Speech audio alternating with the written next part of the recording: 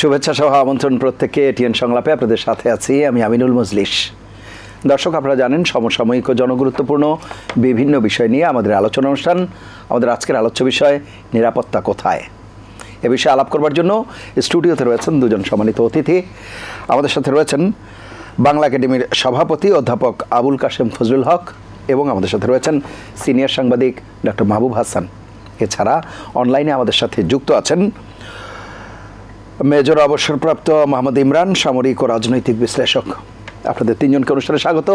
প্রিয় দর্শক, আপনারা যারা অনুষ্ঠান দেখছেন, আশা করছি পুরো অনুষ্ঠান জুড়েই আপনাদেরকে সাথে পাবো। আপনাদের জ্ঞাতার্থে জানিয়ে রাখি, অনুষ্ঠানটি সরাসরি ফেসবুকে সম্প্রচারিত হচ্ছে। সেক্ষেত্রে facebook.com/ATN বাংলা অনলাইন এই লিঙ্কে ক্লিক করলে আপনারা অনুষ্ঠানটি দেখতে পাবেন।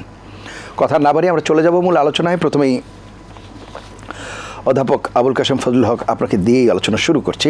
স্যার, ফেব্রুয়ারি মাস চলছে, ভাষার মাস। আমাদের এখানে প্রাণের বইমেলার উচ্ছ্বাস এবং বসন্তও চলছে। এই সময় আমাদের আলোচনাটা হওয়া উচিত ছিল বইমেলা কেন্দ্রিক, সাহিত্য কেন্দ্রিক, বইয়ের মান সম্পর্কিত আলোচনা, বসন্তের আলোচনা, উৎসবের আলোচনা। কিন্তু আমাদেরকে আলোচনা করতে হচ্ছে নিরাপত্তা কোথায়।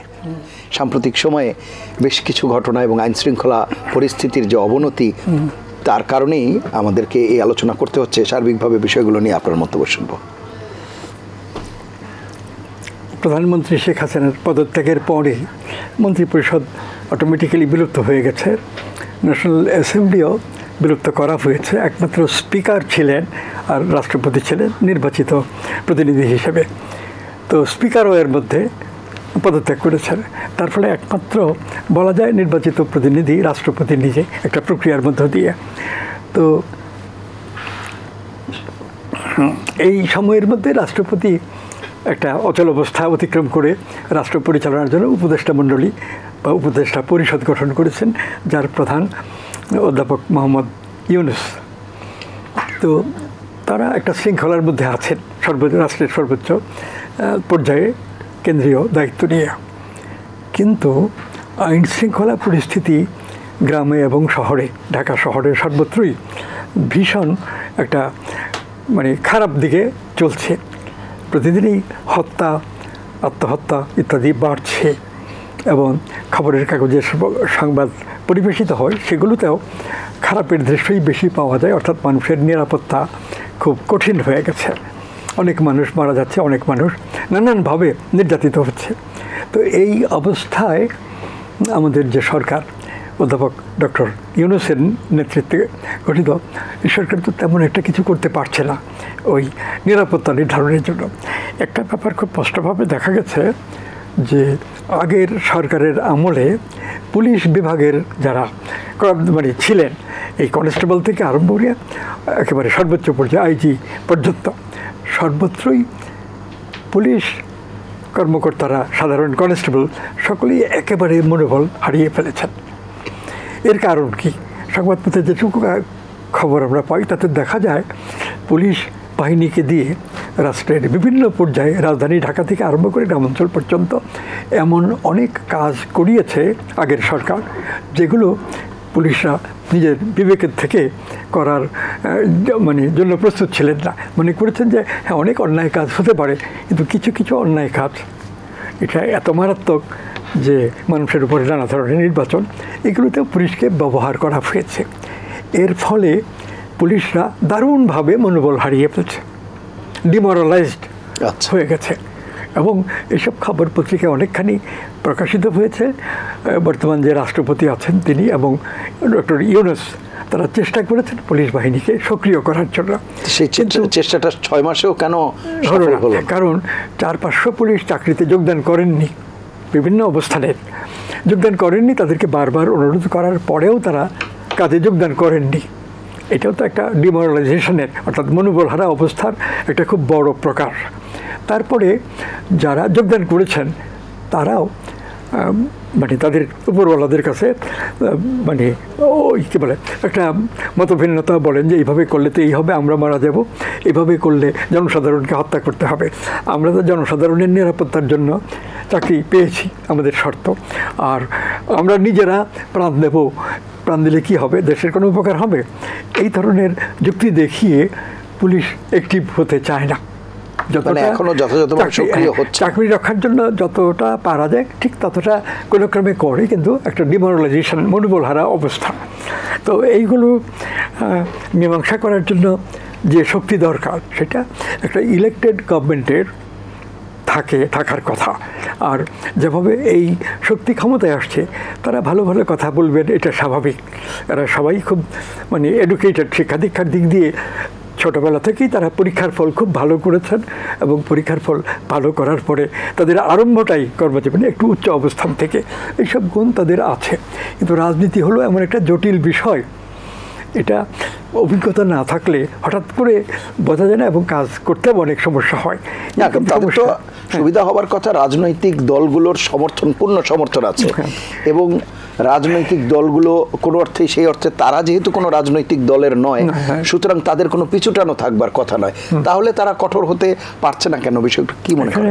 একটা ব্যাপার হলো যে রাজনৈতিক দলগুলো এদের বিরুদ্ধে কিছু কিছু কথা বিএনপি বলছে, অন্য কোনো দল বলছে না, কিন্তু রাজনৈতিক দলগুলো যে এই সরকারকে খুব একটা সমর্থন দিচ্ছে তাও না, তাদের মধ্যে একটা দোটানা ভাব আছে। না, সমর্থন ইন দ্যাট সেন্স আমি বোঝাতে চাচ্ছি, যদি রাজনৈতিক দলের কোনো নেতাকর্মী কোনো পর্যায়ের কোনো অন্যায়ের সাথে জড়িত থেকে কোথাও আটক হয় কিংবা গ্রেপ্তার হয়, সেক্ষেত্রে তো রাজনৈতিক দলগুলো ছাড় দিচ্ছে না, সুতরাং সেই সমর্থন তো তাদের আছে। আচ্ছা, হ্যাঁ, সেটুকু সমর্থন আছে। সাধারণ মানুষের পক্ষ থেকেও সরকারের বিরুদ্ধে কোনো বক্তব্য পাওয়া যায় না। মানে এতটা সমর্থন পাওয়ার পরেও তারা কেন সামাল দিতে পারছে না পরিস্থিতি? সাধারণভাবে মন মানসিকতার দিক দিয়ে এবং কাজের দিক দিয়ে আমাদের দেশের রাজনীতি একেবারেই নিম্ন পর্যায়ে চলে গেছে। এইখান থেকে একটা স্বাভাবিক পর্যায়ে রাজনীতিকে আনা, রাজনীতির উন্নয়ন, এটা খুব কঠিন কাজ। সেই কাজের দিকে তো আমাদের এই উপদেষ্টা পরিষদ যাচ্ছে না, যেতে চাইছে না। তারা রিফর্ম করার, মানে সংস্কার করার রাষ্ট্র ব্যবস্থার কিছু 6টা কমিটি করে তার মাধ্যমে কিছু কিছু সুপারিশ একত্র করছে, এবং সেইগুলো সিনথেসাইজ করে একটা প্রোগ্রাম দেশবাসীর উদ্দেশ্যে মনে হয় তারা ঘোষণা করবেন। কিন্তু ঘোষণা করলেও জনসাধারণের ভেতর থেকে আন্দোলনের মধ্য দিয়ে একটা কর্মসূচি আসা, আর জ্ঞানী লোকদের মানে উপর থেকে একটা কর্মসূচি জনসাধারণের কাছে প্রচার করা, দুটার মধ্যে অনেক পার্থক্য। যদি জনগণের মন মানসিকতার সঙ্গে সম্পৃক্ত হয়, জনগণের ভেতর থেকে প্রোগ্রাম মানে দেওয়ার মতো হয়, তাহলে সেটা যতটা সমর্থন লাভ করে, উপর থেকে যত ভালো কর্মসূচি দিক ঠিক ততটা সমর্থন জনগণ লাভ করে না। আর সবটাই যে জনগণ বুঝতে পারে তাও না। রাজনৈতিক নেতারা বুঝিয়ে দিলে, অথবা কোনো বুদ্ধিজীবী, কোনো সাংবাদিক লিখে বোঝাতে চাইলে তখন মানুষে প্রবলেমটা বোঝে। তো ওই ধরনের একটা সার্বিক প্রক্রিয়া এখন নেই। জি স্যার, আমি আসবো আপনার কাছে আবারও। আমি একটু শুনে আসি। আমাদের সাথে রয়েছেন মেজর অবসরপ্রাপ্ত মোহাম্মদ ইমরান। জনাব ইমরান, মেজর ইমরান শুনতে পাচ্ছেন? জি জি জি। যে আলোচনা আমরা করছিলাম, আইন শৃঙ্খলা পরিস্থিতির যে ক্রম অবনতি, এবং পরিস্থিতি এতটাই মানে নেতিবাচক জায়গায় গিয়েছে, বা অবনমনের পর্যায়টা এতটাই গিয়েছে, নিম্নগামী হয়েছে যে খোদ স্বরাষ্ট্র উপদেষ্টাকে রাত 3টায় সংবাদ সম্মেলন করতে হচ্ছে। তো এই যখন অবস্থা, কেন এমনটা হলো? আসলে যে কথা বলছিলাম ডক্টর মানে জনাব আবুল কাশেম ফজলুল হক স্যারের সাথে, যে সবার সব দিক থেকে একটা সম্মিলিত সমর্থন যেখানে আছে, সেখানে পরিস্থিতি সামাল দিতে এত কষ্ট হচ্ছে কেন, বা হিমশিম খেতে হচ্ছে কেন?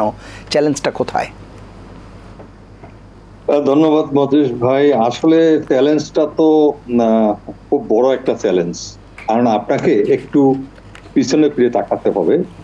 15 বা 15.5 বছর এই যে একটা সরকার ছিল ক্ষমতায়, সব জায়গায় একটা দলান্ধতা ছিল, দলকানা বা ওই ধরনের লোকজন, পলিটিক্যাল ব্যাকগ্রাউন্ডের লোকজনকে নেওয়া হয়েছে। এবং আমি আপনাকে উদাহরণস্বরূপ বলতে পারি, বাংলাদেশ আমাদের যে এই পরিস্থিতি খারাপের একটা কারণ হলো গোয়েন্দা সংস্থার অসারতা বা নিষ্ক্রিয়তা।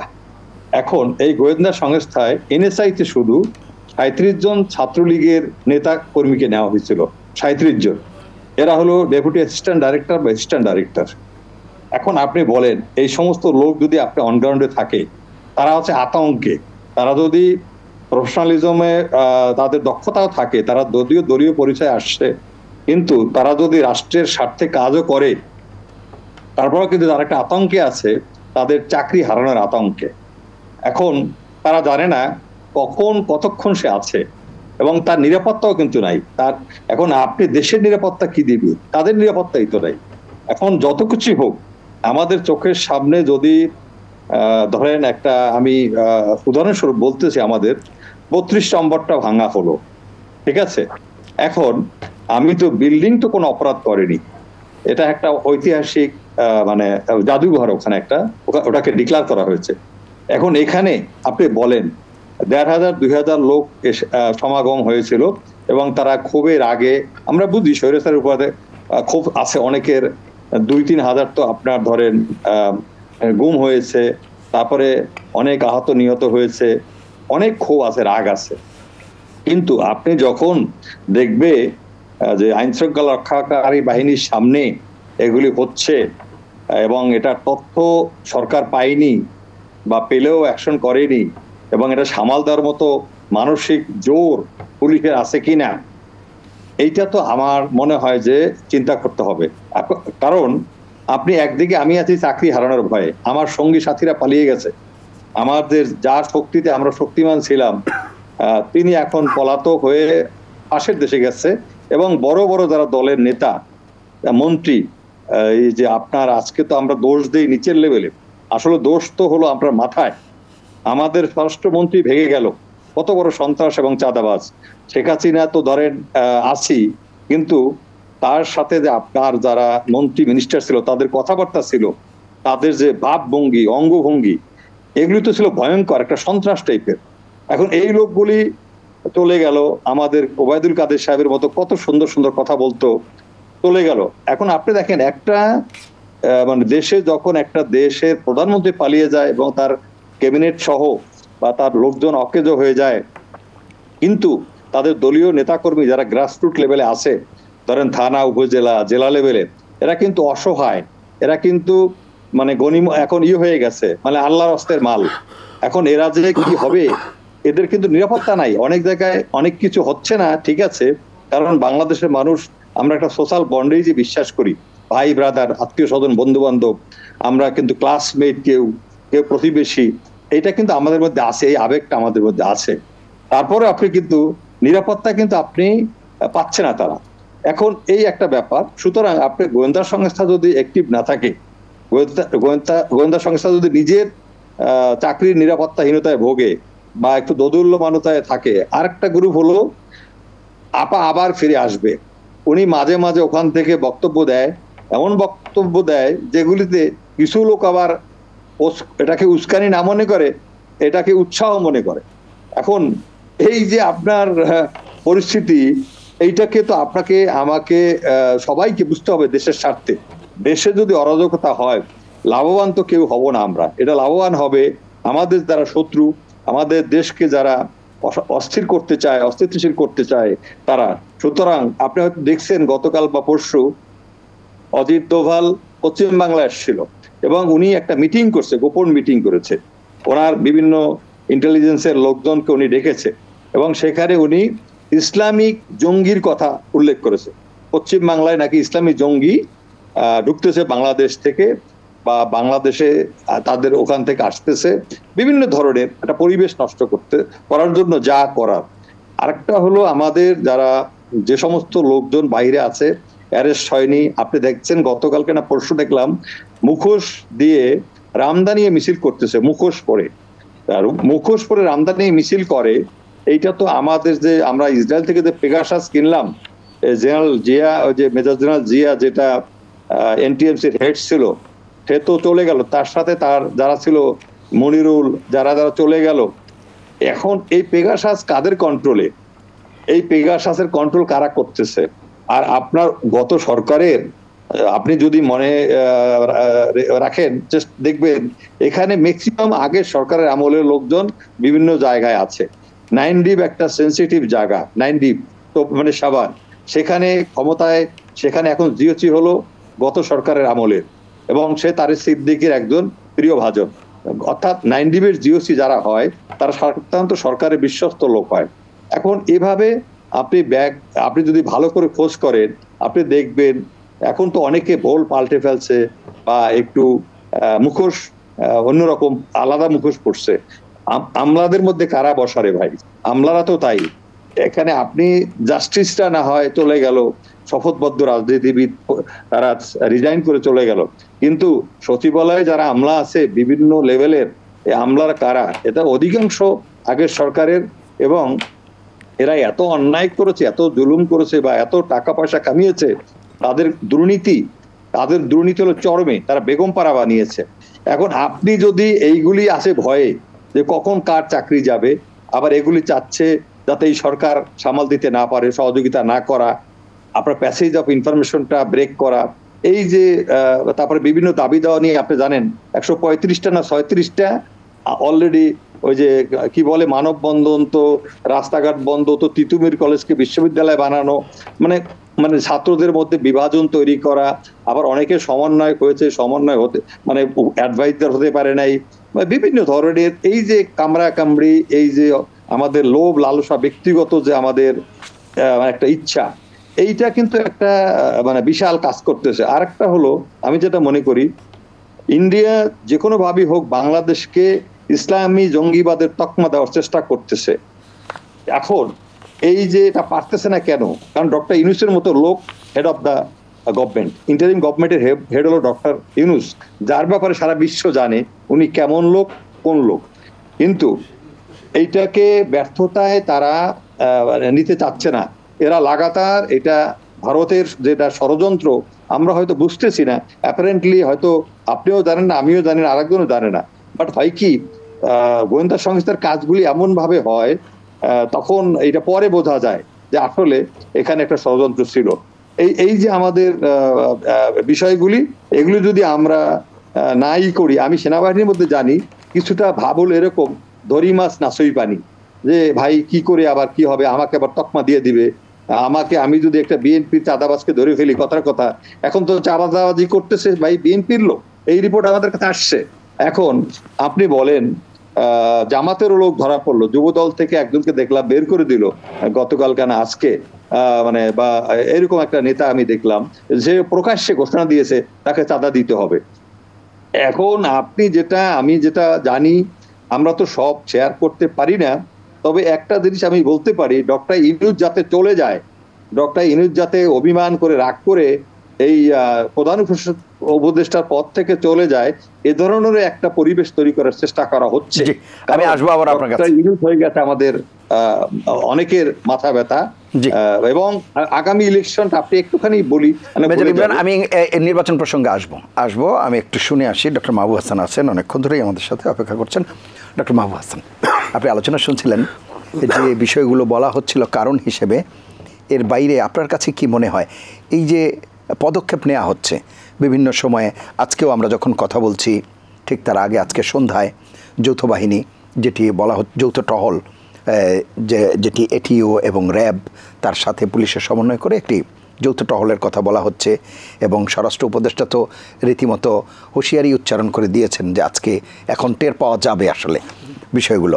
তো কিন্তু আমরা বিগত সময় দেখেছি ডেভিল হান্ট, আপনি নিজেও আলোচনা করেছেন, স্বস্তি সেই অর্থে মেলেনি, সুফল আসেনি। কি মনে করছেন সার্বিকভাবে? আপনার আলোচনা শুনব। ধন্যবাদ আপনাকে। এটা খুবই জটিল একটা বিষয়, বিশেষ করে রাষ্ট্র পরিচালনার ক্ষেত্রে।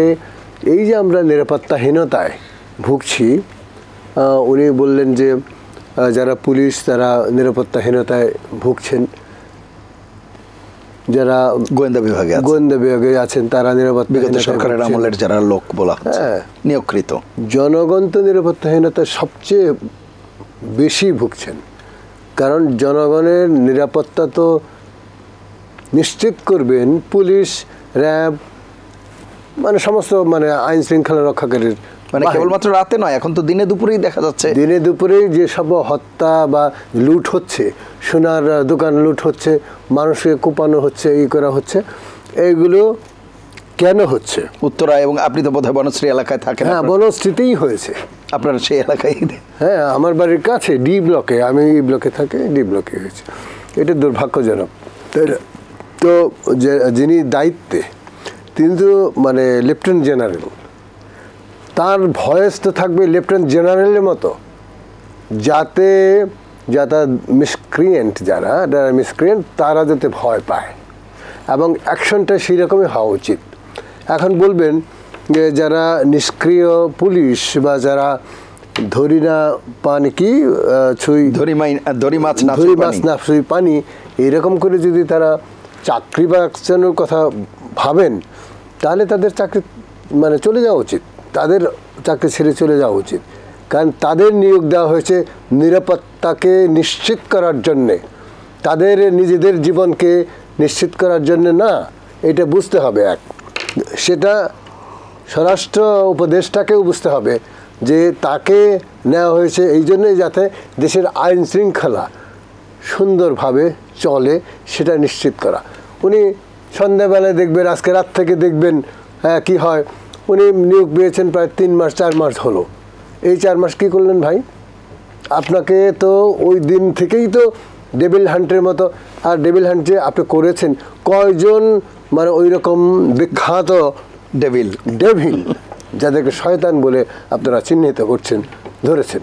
একজনও না, নট এ সিঙ্গল ওয়ান। তাহলে এই অপারেশনের খবর কি, ব্যাপারটা কি, মূল বিষয়টা কি?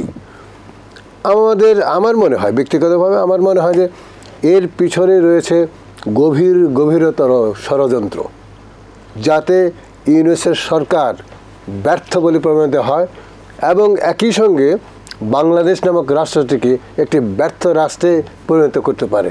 ঠিক এর বিপরীতে দেখবেন কিছু লোক বলবেন যে আগের আমলটাই তো ভালো ছিল, কিন্তু আগের আমলে যে কীরকম নিগ্রহ, নির্যাতন, গুম, খুন, হত্যা এবং স্বৈরাচারী শাসন আমরা দেখেছি, তার কোনো তুলনা হয়? বাংলাদেশে গত 53 বছর এইরকম কোনো তুলনা নেই।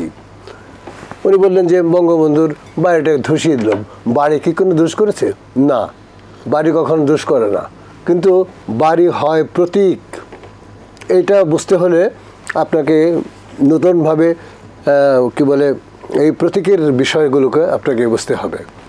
এই যে উনি মানে বঙ্গবন্ধু বেসিক্যালি হলো ফ্যাসিস্টের প্রধান আইকন, এবং তার কন্যাও ফ্যাসিস্টের দ্বিতীয় আইকন, যিনি বাপকেও ছাড়িয়ে গেছেন। এত নৃশংসতা তিনি দেখিয়েছেন গত 16 বছরে। মানুষের অধিকারকে নিয়ে তিনি ছিনিমিনি খেলেছেন। মানুষকে ধরেন ভোট তো দিতেই দেয় না, এটা সবাই জানে, ভোট দিতে দেয়নি, তাই না? তিনি যেভাবে মানুষকে মানে টিটকিরি দিয়েছেন, হত্যার ব্যাপারে করেছেন। আপনি আয়নাঘর দেখেন, আয়নাঘরের মতো জিনিস যেটা আমরা জীবনেও কখনো শুনিনি, যে কোনো সামরিক বাহিনীর আন্ডারে তাদেরই নিরাপত্তার বিষয়ে তাদেরই ভিতরে এই আয়নাঘর নির্মিত হতে পারে, এবং সেখানে শত শত লোককে বন্দি করে রাখা হয়েছিল, এবং তাদের কিছু কিছু লোক তো বাইরে এসছে, এবং তারা তো বলেছেন যে তাদের উপরে কিভাবে নির্যাতন করা হয়েছে। এই বিষয়গুলো বুঝতে হবে এই জন্য যে সোশিও পলিটিক্যালি যে বিষয়টি, বিশেষ করে বাংলাদেশ এবং ভারতের মধ্যে যে আন্তঃরাষ্ট্রীয় যে সম্পর্ক, সুসম্পর্ক হাসিনার আমলে ছিল, এই আমলে কিন্তু সেটা নেই। দ্বিতীয়ত কেন নেই তা সেটা সবাই আমরা জানি। সাবেক প্রধানমন্ত্রী এইখান থেকে চলে যাওয়ার পরে আমরা পানি সন্ত্রাস পেলাম, প্রথমেই পানি সন্ত্রাস পেলাম, সমস্ত পানি ছেড়ে দেওয়া হলো এবং বাংলাদেশকে ভাসিয়ে দেওয়া হলো। তার মানে কি? আন্তর্জাতিক নদীর পানি ছেড়ে দেওয়ার আগে তার যে অংশী দেশ, তাকে জানাতে হয় যে আমাদের এরকম উপচে পড়ে যাচ্ছে, আমরা কিছু কিছু পানি ছেড়ে দেব, কত পরিমাণ করবে সেটা পর্যন্ত বলতে হবে। এটা হলো আইন, আন্তর্জাতিক আইন, সেটা ভারত করেন। তার মানে ভিতর থেকে তারা বাংলাদেশকে চরমতম একটা অবস্থার মধ্যে নিয়ে যেতে চায়। তারপরে এখানে কোনো খাবার তারা করবে না, কোনো পণ্য তারা সাপ্লাই করবে না অথবা বিক্রি করবে না, এটা করেছিল। পরে অবশ্যই ছেড়েছে অন্য কারণে, কারণ না করলে তাদেরই সমস্যা, আমাদের সমস্যা না, তাই না? তো এখন সব মিলিয়ে আমরা দেখতে পাচ্ছি যে এই যে পাড়া মহল্লায় অথবা রাজপথে এবং গলিতে উপগলিতে সন্ত্রাসীরা কাজ করছে, এর পিছনে যে রাজনৈতিক ইন্ধন নেই, এটা আপনি কি করে বলবেন? অবশ্যই রাজনৈতিক সিদ্ধান্ত আছে, নাহলে প্রকাশ্যে এরকম মানে চাপাতি নিয়ে, রামদা নিয়ে, মুখ মুখ আটকিয়ে যাতে চেহারা না দেখা যায়, দোকানে দোকানে করছে, হামলা করছে এবং টাকা লুট করে নিয়ে যাচ্ছে।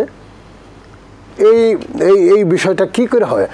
নর্মাল সময় তো এটা হয় নাই, তাই না? হতে পারে না। পলিটিক্যাল গভর্নমেন্ট থাকলে সুবিধা। এই জন্য আমি পলিটিক্যাল গভর্নমেন্টের প্রসঙ্গে আসবো, আমি একটু স্যার কাছে যাব। তার আগে মেজর ইমরানের যে কথাটি বলেছিলেন 32 নম্বর বাড়ি প্রসঙ্গে, আমি বোধহয় একটু ক্লারিফাই করি, পরবর্তীতে মেজর ইমরানও যদি বলবেন সেটি।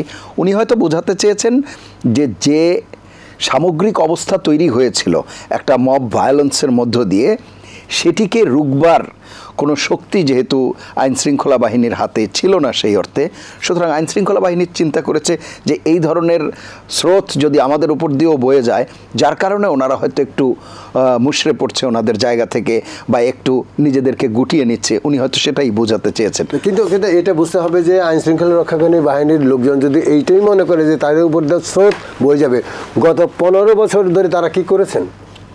তারা কি করেছেন? হাসিনার পক্ষে কি করেছেন ভুলে গেলে চলবে? যে আপনারা অন্যায় করেছেন, আপনারা নির্মমভাবে হত্যা করেছেন।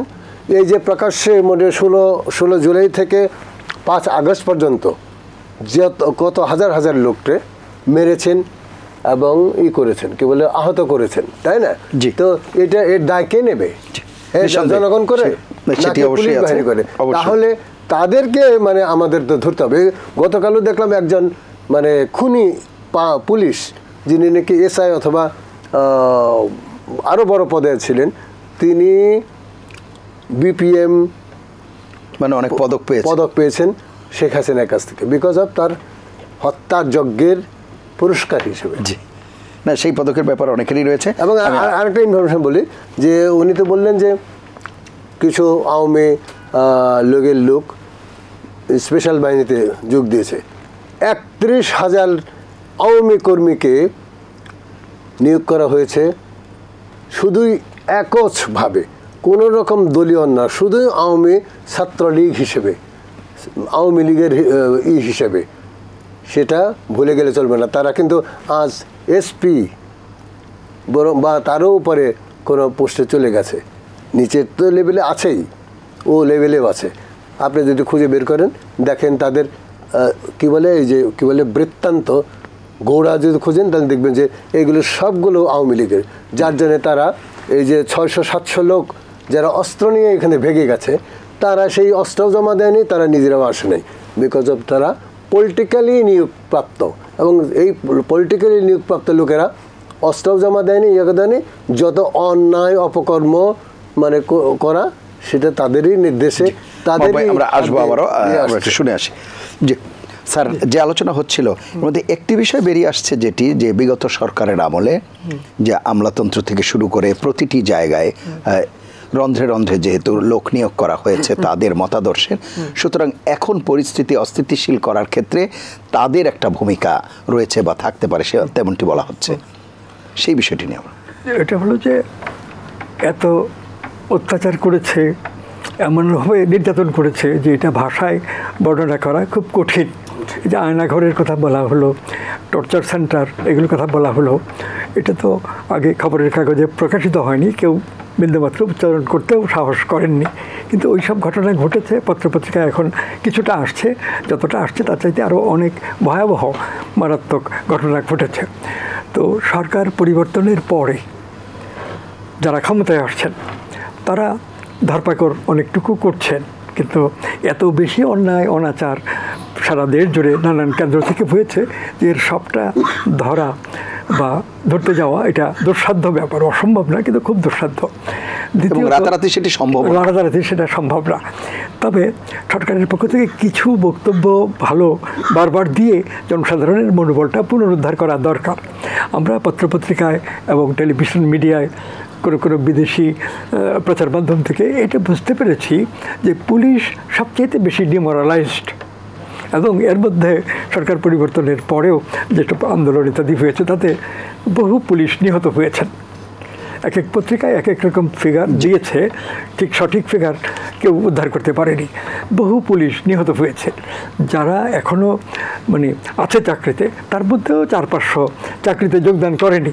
বারবার তাদেরকে অনুরোধ করা হয়েছে, শেষে ওয়ার্নিংও দিয়েছে যে অবিলম্বে চাকরিতে যোগদান না করলে তাদের চাকরিতে রাখা হবে না। তারপরেও 400-500 পুলিশ মানে কনস্টেবল থেকে অফিসার পর্যায় পর্যন্ত তারা আসেননি। আর যারা আছেন তাদের মধ্যেও একেবারে টপ লেভেলে যারা আছেন তারা কিছু আশার কথা বলেন, কিন্তু বাকি পুলিশদের ডিমোরালাইজ অর্থাৎ মনোবল হারা দেখা যাচ্ছে। কেন মনোবল হারা?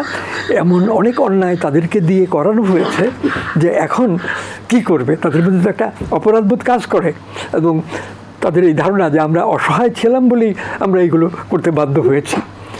এই কারণে হ্যাঁ, এই কারণে পুলিশ মানে একেবারে টপ লেভেলের কিছু লোক ছাড়া প্রায় সকলেই কনস্টেবল থেকে একেবারে মনোবল হারা।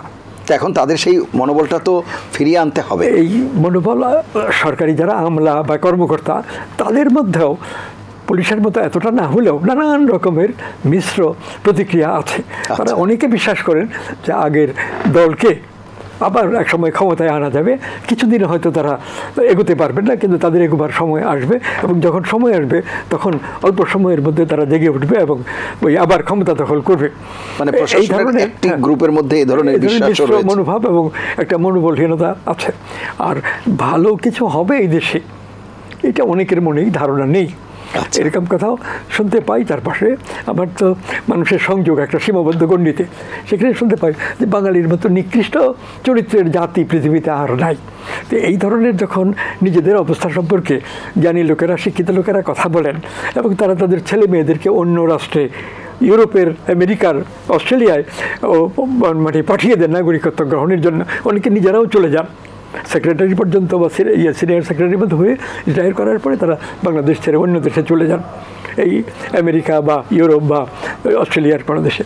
তো সেই জায়গায় সবটা মিলে আমাদের রাষ্ট্রটা যে গঠিত হয়েছে গত 53 বছরে, এটাই তো অনেকে স্বীকার করেন না যে একটা রাষ্ট্র যদি রাষ্ট্র হয় তাহলে এরকম কেন হবে, কেন বাংলাদেশ ছেড়ে অন্য দেশে গিয়ে নাগরিকত্ব গ্রহণ করার আগ্রহ এত প্রবল। ঢাকা বিশ্ববিদ্যালয়, অন্যান্য বিশ্ববিদ্যালয়েও কলেজগুলোতে যারাই একটু ভালো ছাত্র, একটু পরিশ্রমী, উদ্যোগী, মেধাবী, তারা সকলেই তো যে কোনোভাবে বাংলাদেশ ছেড়ে যেতেই বাঁচি। তো এইসব দিক লক্ষ্য করলে আমাদের রাষ্ট্র কিছুটা রাষ্ট্র হয়ে উঠেছে, এবং ঘাত প্রতিঘাতের মধ্য দিয়ে খুব দুর্বল এবং খারাপ অবস্থায় আছে। যারা ধনী লোক নানাভাবে তারা টাকা পয়সা সম্পত্তি বিদেশে নিয়ে যাচ্ছে। স্যার, আমি আবার আসবো আপনার কাছে, আমি একটু শুনে আসি। মেজর ইমরান, যে বিষয়টি আমরা আলাপ করছিলাম, এই যে আইনশৃঙ্খলা পরিস্থিতির অবনতির কথা বলছি, সরকারের তরফ থেকে পদক্ষেপ নেওয়া হচ্ছে, পদক্ষেপগুলো কাজে আসছে না কেন আপনার কাছে কি মনে হয়? এবং ডক্টর মাহবুব হাসান যেটি বলছিলেন যে আমাদের স্বরাষ্ট্র উপদেষ্টা, উনি নিজেও যে একজন লেফটেন্যান্ট জেনারেল, তো সেই অর্থে যেহেতু সামরিক বাহিনী থেকে এসেছেন, যে বোল্ডলি একটা মনোভাব এবং তার একটা দৃঢ়চেতা বিষয় থাকবার কথা, সেই জায়গায় এক ধরনের অভাবও পরিলক্ষিত হচ্ছে বলে মনে করছেন তিনি। আপনার কাছে কি মনে হয়? আমি ওনার এই কথার সাথে পুরোপুরি দ্বিমত করি না, কিন্তু লেফটেন্যান্ট জেনারেল জাহাঙ্গীর আলম চৌধুরী অত্যন্ত সজ্জন ব্যক্তি, একটু বয়স হয়ে গেছে, আর একটা হলো উনি ডিজিপিডিআর হিসেবে খুব সাকসেসফুল ছিল। এখন আপনি একটা জিনিস চিন্তা করেন, আমাদের দেশে যারা টপ র্যাঙ্কে যায়, হায়ারার্কি ব্লেসিং ছাড়া কি যায়? কম্প্রোমাইজ না করলে কি যেতে পারে? আপনি লেফটেন্যান্ট জেনারেল হয়েছে, মেজর জেনারেল হয়েছে, এদের মধ্যে অনেকেই হয়তো কোয়ালিফাইড, অনেকেই হয়তো তার নিজের যোগ্যতায় যেতে পারতো, কিন্তু হাসিনা সরকার এমন একটা স্বৈরাচারের তারা খপ্পরে পড়েছিল, যারা যোগ্যতা থাকা সত্ত্বেও প্রমোশন পায়নি, তাদের আওয়ামী লীগের খাতায় নাম লেখাতে হবে, অদম্বশ্রী করতে হবে, এরকম একটা কিন্তু পরিবেশ তৈরি হয়েছিল। এখন আপনি দেখবেন মানে আমাদের যারা ওই উপদেষ্টা লেভেলে যাদেরকে নেওয়া হয়েছে, লেফটেন্যান্ট জেনারেল হাফিজ এবং লেফটেন্যান্ট জেনারেল আপনার আমাদের যে জাহাঙ্গীর আলম চৌধুরী, লেফটেন্যান্ট জেনারেল হাফিজ হলো ইউএন এর ফোর্স কমান্ডার ছিল, is highly professional as a military man হিসাবে। এখন অন গ্রাউন্ডে যেটা নলেজ আমি মনে করি জাহাঙ্গীরের যথেষ্ট নলেজ আছে এবং ওনার আন্তরিকতা আছে। এখন উনি যদি যদি এখানে সাহসের ঘাটতি থাকতেই পারে, আমি তো জোর করে কারোর মধ্যে সাহস ইনজেক্ট করতে পারবো না। আরেকটা আপনি তাকান, যে আমাদের যে আগের একটা সরকার ছিল, মানে যেটা 111-এর যে মঈনুদ্দিন ফখরুদ্দিন, জি দেখেন মঈনুদ্দিন ফখরুদ্দিনে শেখ হাসিনা নিজে বলেছে যে মঈনুদ্দিন ফখরুদ্দিন হলো তাদের আন্দোলনের ফসল। জি এবং সেই মঈনুদ্দিন ফখরুদ্দিন কিন্তু শেখ হাসিনার আমলেই বাংলাদেশে আসতে পারেনি। এবং মঈনুদ্দিন ফখরুদ্দিন না, তাদের সাথে ছিল এটিএম আমিন যেমন ছিল, তারপরে ব্রিগেডিয়ার বারী ছিলেন, হ্যাঁ হ্যাঁ, এটিএম আমিন, ব্রিগেডিয়ার জেনারেল বারী, তারপরে আপনার লেফটেন্যান্ট কর্নেল জোয়ারদার, প্রচুর অফিসার এখনো কিন্তু দেশের বাইরে, ওই সরকারের আমলে আসতে পারেনি, ক্লিয়ারেন্স পায়নি।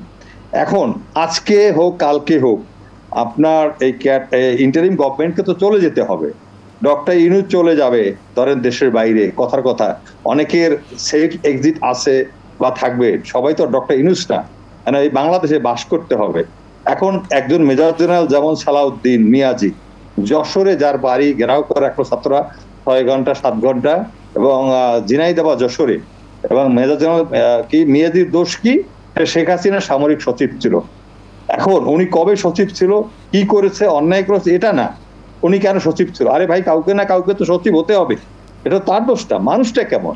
মেজর জেনারেল মিয়াজি সম্পর্কে আমি জানি যতটুকু, উনি একজন এই সমস্ত এই মানে এটার মধ্যে নাই। এবং লাস্টে ওনার বাবা বোধহয় আওয়ামী লীগের এমপি ছিল বা মানে মানে কিছু একটা ছিল, নেতা, বড় নেতা। এখন ওই পারিবারিক সূত্র ধরে শেখ হাসিনা তাদেরকে ডেকে ডেকে আনছে তার বাগানটা সাজানোর জন্য, তার ক্ষমতাটা পাকাপোক্ত করার জন্য। এখন অনেকে ফাঁদে পাড়া দিছে, অনেকে লোভে পড়ছে, অনেকে না ক্ষয় করতে পারেনি, বিভিন্ন ভাবে ব্ল্যাকমেইল করার অনেক সুযোগ আছে বাংলাদেশের প্রেক্ষাপটে। আপনি যদি চিন্তা করেন, আপনি অনেককেই ব্ল্যাকমেইল করতে পারবেন, ডিজিটাল একটা মাধ্যমে করতে পারবেন, কর ফাঁকি দিয়ে করতে পারবেন, দোষ আপনি খুঁজে পাবেনি, পারফেক্ট খুব কমই পাবেন। ডক্টর ইউনূসের মতো লোককে শেখ হাসিনা বেইজ্জতি করছে না, যে শেখ হাসিনা এইটা পারে, যারে ঘুষখোর বলে, কথায় কথায় সুদ করে, এটা ওইটা কত কিছু বলছে, সে এই টুপ করে ফেলে দিব। তো সেই শেখ হাসিনার অধীনে বা যারা চাকরি করছে, সরকারি চাকরি তো ভাই একটা গোলামি আর কি, আসলে চাকর তো আপনার। এখন আপনি জানেন, আমি জেনারেল হতাম না যদি শেখ হাসিনার ব্লেসিংস না থাকতো, শেখ সেলিমের ব্লেসিংস না থাকতো, শেখ হেলালের পোস্ট ক্লাসমেট না হতাম, ঝিনাইদহ কলেজের ছাত্র না হতাম, এরকম অনেক ফ্যাক্টর আছে। তারপর এর মধ্যে আপনি দেখেন, বাংলাদেশে এত বড় একটা বিপ্লব হয়ে গেল, আপনার আওয়ামী লীগের পরিবারের শেখ হাসিনার আত্মীয় 9 জন আছে এমপি, একটা এমপি অ্যারেস্ট হয়নি। আপনি দেখেন, none of the MP was arrested. এখন এই যে আপনি বলেন, এইগুলি মানে কি? অর্থাৎ প্রশাসনের মধ্যে সামরিক বলেন বেসামরিক বলেন, সব জায়গায় তাদের লোক আছে এবং মাঠেও আছে। আমি তো খালি অফিসারের কথা বলেছি, 37 জন এনএসআইতে, ডিজিএফআইতে আছে না। এখন আপনি যতক্ষণে ইন্টেলিজেন্স সংস্থাটা অ্যাক্টিভ না হবে, ফেয়ার না হবে, দেশ এবং জাতির সাথে কাজ না করবে, দলান্ধ হবে, এবং যারা দলের কারণে প্রভাবিত হয়েছে, আপনি আরো জানবেন মিডিয়া উইং, আপনি যেহেতু মিডিয়ার মানুষ, মিডিয়াতে আপনার একজন ডিজিএফআই একজন ব্রিগেডিয়ার থাকে, মিডিয়া উইং এর হেড, এনটিএমসি যেমন পরে হয়েছে। এখন এই মিডিয়া উইং এর লোকগুলি কি করেছে, যে বলো যে জঙ্গিবাদের খবর দিতে হবে, এটাকে জঙ্গি বানাও, নাটককে তারা বলেছে এটা সত্যি। এখন এই গাইডেন্স কোত্থেকে আসছে? সমস্ত কিছু পেপার ওয়ার্কস, যে এটাকে বলে ন্যারেটিভ তৈরি হয়েছে রয়ের সাজেশনে, ভারতের সাজেশনে। এবং আপনি বিশ্বাস করবেন কিনা, আমি আপনাকে স্পষ্টভাবে বলছি, আমাদের দেশে অনেক কোয়ালিফাইড অফিসার যাদের পলিটিক্যাল কোনো ব্যাকগ্রাউন্ডই নাই, এফিলিয়েশন নাই, কিন্তু lieutenant colonel and above promotion দেওয়া হচ্ছে পলিটিক্যাল এফিলিয়েশন দেখে, বা তার বংশের মধ্যে কোথাও বিএনপি আছে কিনা, কোথাও জামাত আছে কিনা, তার শালা সুমন্দি কোথাও কেউ ছিল কিনা, এগুলি থেকে অফিসারদেরকে প্রমোশন দেওয়া হয়েছে। এখন এই যে আপনার অনেকের ব্রিলিয়ান্ট অফিসার স্ট্যান্ড করা বোর্ডে, আপনি জানেন বাংলাদেশ আর্মিতে যারা আসে ম্যাক্সিমাম ক্যাডেট কলেজ ব্যাকগ্রাউন্ড, অর্থাৎ মিনিমাম আপনি 80% না হলেও 60% ক্যাডেট কলেজ ব্যাকগ্রাউন্ড। এবং ক্যাডেট কলেজ যারা ভর্তি হয় ক্লাস 7-এ, সারা বাংলাদেশে কম্পিটিশন করে ব্রিলিয়ান্ট যে ছেলে বাচ্চাগুলি, তারা কিন্তু ভর্তি হয়। এবং আপনি যদি রেজাল্ট দেখেন ম্যাট্রিক ইন্টারমিডিয়েট, দেখবেন তারা হলো হাইয়েস্ট, হ্যাঁ, মানে তাদের সংখ্যা বোর্ডে স্ট্যান্ড করা। এখন এই ছেলেরা তখন শখ করে আর্মিতে আসে, নেভিতে, এয়ারফোর্সে, এবং এদেরকে যদি আপনি একটা স্বপ্ন নিয়ে আসে, তো আমি এক জায়গায় যাব, স্বপ্ন নিয়ে কেউ বুয়েটে যায়, কেউ মেডিকেলে যায়, কেউ আর্মিতে আসে, কেউ মেরিনে যায়। এখন আপনি দেখেন আপনার স্বপ্ন ভঙ্গ হচ্ছে, আমি 2টা সোডা পনেরের নাম বলতে পারি যারা বোর্ডে স্ট্যান্ড করা, তারা একজন ব্রিগেডিয়ার হয়ে তারপরে তার প্রমোশন দেয়নি, আরেকজনকে লেফটেন্যান্ট কর্নেলের পরে আর প্রমোশন দেয়নি, আরেকজনকে মেজর হিসেবে রিটায়ার পাঠিয়ে, 2জনকে মেজর হিসেবে রিটায়ার পাঠিয়েছে। এখন আপনি তখন হয় কি, একটা পর্যায়ে এত ফ্যামিলি প্রেশার আছে, মানুষ তো সবাই তো উপরে যেতে চায়, পদ পদবি পেতে চায়, একসময় বিক্রি হয়ে যায়। সুতরাং আমরা অ্যাকচুয়ালি যখন আমাদের হেড অফ দ্য স্টেট একদম দালাল একটা দেশের পক্ষে কথা বলে, মনে হয় সে বাংলাদেশের প্রধানমন্ত্রী না, বাংলাদেশে ভারতের একজন মুখ্যমন্ত্রী অঘোষিত রাজ্যে, মানে এটাকে বলে ওই কি বলে ওরা, প্রাদেশিক রাজ্যের। তো সেই ধরনের আমাদের শুধু সেনাবাহিনীকে দোষ দিলে হবে না, এটাকে আমলারা কবে কলম বিরতি করেছে আপনার মনে আছে? কয়েকদিন আগে ভাই কলম বিরতি করেছিল আমলারা। কেন?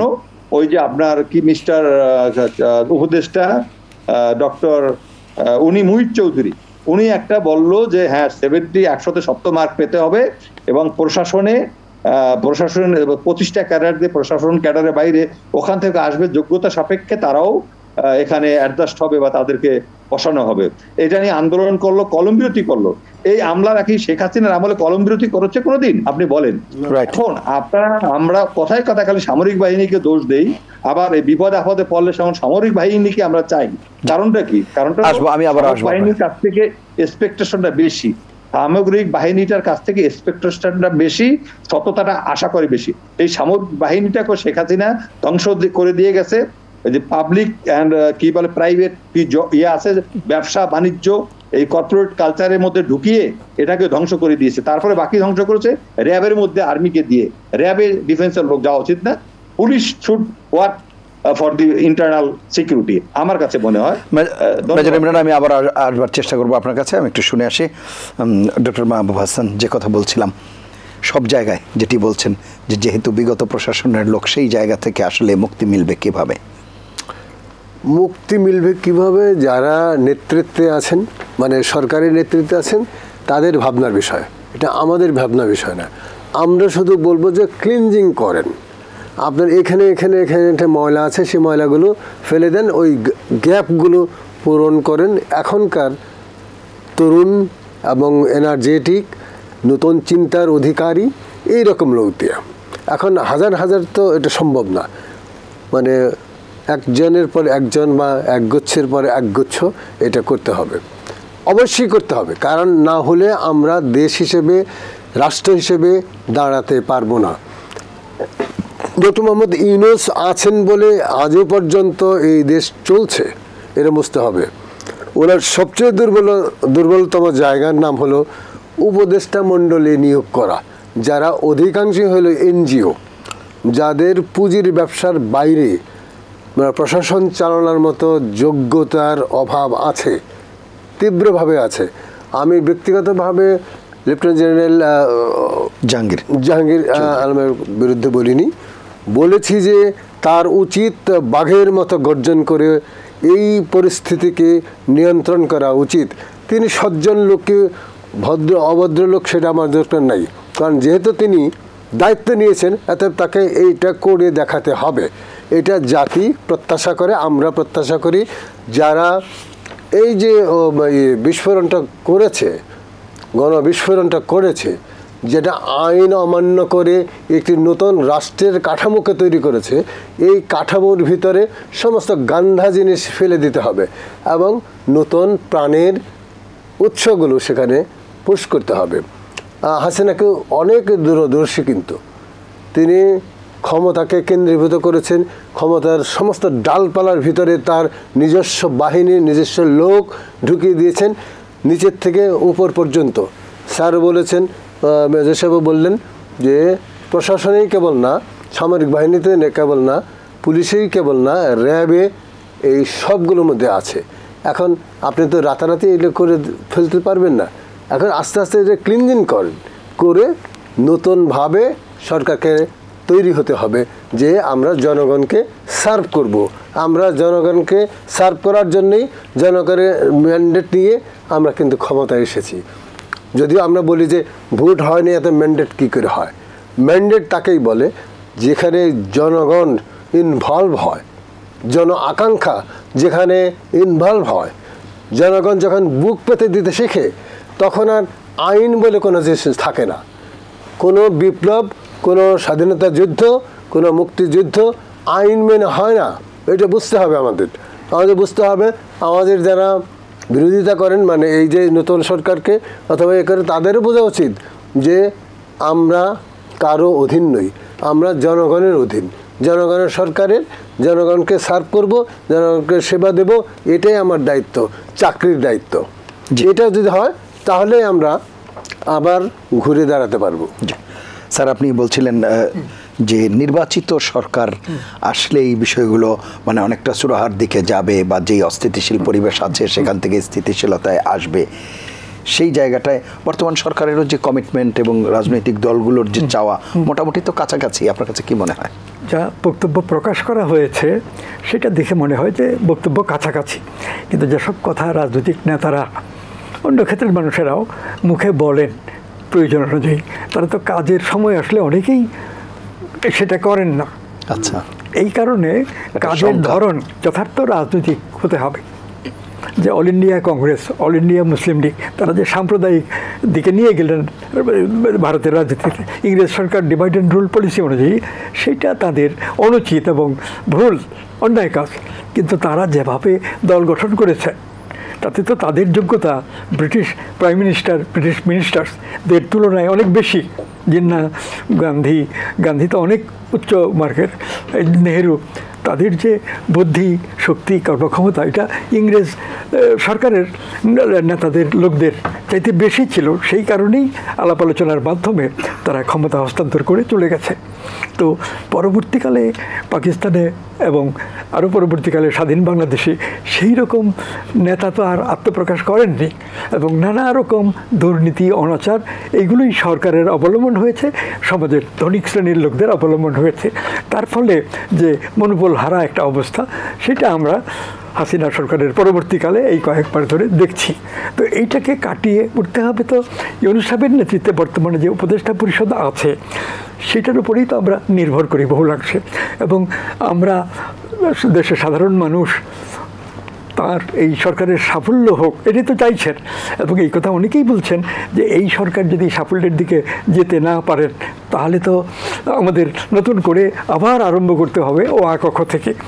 এখন বর্তমান যে যাত্রা, এটাকে যদি সাফল্যের দিকে নিতে হয় তাহলে অধ্যাপক ইউনূস সাহেবের নেতৃত্বে যে উপদেষ্টা মণ্ডলী কাজ করছে তাদেরকেই আরও এগিয়ে যেতে হবে, এবং রাজনীতিকদের সাহস একটা বড় মানে গুণ, সেই সাহস তো দরকার অধ্যাপক ইউনূস সাহেবের এবং তার সহকর্মীদের। এটাও ঠিক কথা যে বলা হলো যে এই যে উপদেষ্টা পরিষদে যারা সদস্য, এরা তো সবাই এনজিও, সিভিল সোসাইটি অর্গানাইজেশনের লোক। তো এনজিও এবং সিভিল সোসাইটির অর্গানাইজেশনের লোক যারা, তাদের তো ওইরকম সাহস হয় না, ও এক ধরনের আমলাতান্ত্রিক অবস্থা হয়। তো এটা রাজনৈতিক দিকে নিতে হবে, এবং রাজনৈতিক দল গঠন, এই কথাটা আমাদের সকলেরই বড় করে বলা দরকার যে বাংলাদেশকে আধুনিক রাষ্ট্ররূপে, গণতান্ত্রিক রাষ্ট্ররূপে যদি গড়ে তুলতে হয় তাহলে অবশ্যই পলিটিক্যাল পার্টি দরকার। আধুনিক যুগে সরকার পলিটিক্যাল পার্টি দিয়েই হয়। ধরেন ইরানের কথা, ইরান ইসলামিক রিপাবলিক, এটা শুধু কাগজে কলমে না, কেবল সংবিধানের কথা না, তারা প্রকৃতপক্ষে তাদের ধারণা অনুযায়ী ইসলামিক রাষ্ট্র গঠন করার চেষ্টা করে, কিন্তু তাদের সরকার তো গঠিত হয় রাজনৈতিক দল দিয়ে, একটা দুইটা দল, অনেক দল নাই, কিন্তু রাজনৈতিক দলের বাইরে যায় না। অসংখ্য ধন্যবাদ। তো সেই ব্যাপারটা আমাদের এখানে গড়ে তুলতে হবে। অসংখ্য ধন্যবাদ। সময়ের স্বল্পতার জন্য স্যার এগিয়ে নিতে পারলাম না এই আলোচনা। মেজর ইমরান, আমরা শেষ করব, নির্বাচন প্রসঙ্গে যদি কিছু যুক্ত করেন খুব সংক্ষেপে। আমি একটা কথা বলতে চাই, সেটা হলো বিএনপি চাচ্ছে ইলেকশন, পার্লামেন্টারি ইলেকশন আগে, এবং আগামী ডিসেম্বরের নাগাদ একটা ইলেকশনের সম্ভাব্য ডেট ডক্টর ইউনূস ঘোষণা করেছে। এখন এই ইলেকশনটা যদি, আমি মনে করি যেটা স্থানীয় ইলেকশন, যেমন চেয়ারম্যান বা মেয়র বা উপজেলা, এগুলি যদি আগে হয় তাহলে এই সরকারের একটা নেটওয়ার্ক তৈরি হবে, কারণ এই সরকার কিন্তু বিচ্ছিন্ন জনগণ থেকে। বিগত সময়ে যেসব তত্ত্বাবধায়ক সরকার ছিল তারা সবাই জাতীয় নির্বাচনই আগে করেছে, তাদের তো সেই নেটওয়ার্ক তৈরি করতে হয়নি, বা তাতে করে নির্বাচনগুলো খুব একটা প্রশ্নবিদ্ধ হয়নি। যদি 91, 96 কিংবা 2001-এর নির্বাচনের কথা বলি, এখন কেন সেটি করতে হবে? এবং স্থানীয় নির্বাচন করলে বলা হচ্ছে যে গ্রাসরুট লেভেলে আওয়ামী লীগের যারা রয়েছে বা অন্যান্য দলের যারা রয়েছে তাদের মধ্যে এক ধরনের রক্তারক্তি অবস্থা বা একটা সহিংসতা, এমনিতেই তো আমাদের দেশের সংস্কৃতিতে স্থানীয় সরকার নির্বাচনে এক ধরনের সহিংসতার নজির রয়েছে, সেগুলো আরও যে বেগবান হবে না সেই নিশ্চয়তা বা গ্যারান্টি কে দেবে? আমরা এই আলোচনা এগিয়ে নিতে পারছি না। আমি একটু শুনে আসি ডক্টর মাহবুব হাসান, শেষ করব যদি কিছু যুক্ত করেন। আমার মত হলো জাতীয় নির্বাচন আগে হতে হবে, কারণ জাতীয় নির্বাচন হলেই নির্বাচিত সরকার, দেশের যে নতুন সরকার হবে তাদের সাহস, যেটা স্যার বলেছেন, তাদের সাহস আছে, তাদের ঝুঁকি নেওয়ার সাহস আছে, এবং দেশটা একটা মারাত্মক ঝুঁকির ভিতর দিয়ে চলছে। এই জন্যই বিএনপি নির্বাচন চায় কি মানে জামাত চায় বা অমুক চায় তমুক চায়, এটা কোনো বড় বিষয় নয়। বড় বিষয় হলো যে বুঝতে হবে যে আপনি দেশটিকে রক্ষা করবেন নাকি বিএনপিকে ঠেকাবেন বা জামাতকে ঠেকাবেন। আমাদের অবশ্যই জাতীয় আলোচনা চলতেই থাকবে, আমরা আবারও পরবর্তীতে এই বিষয় নিয়ে হয়তো আলাপ করব। প্রিয় দর্শক, এই ছিল আজকের এটিএন সংলাপ। পরবর্তী অনুষ্ঠান দেখার আমন্ত্রণ জানিয়ে বিদায় নিচ্ছি। সবাই ভালো থাকবেন, সুস্থ থাকবেন, আশা করি এটিএন বাংলার সঙ্গেই থাকবেন। আল্লাহ হাফেজ।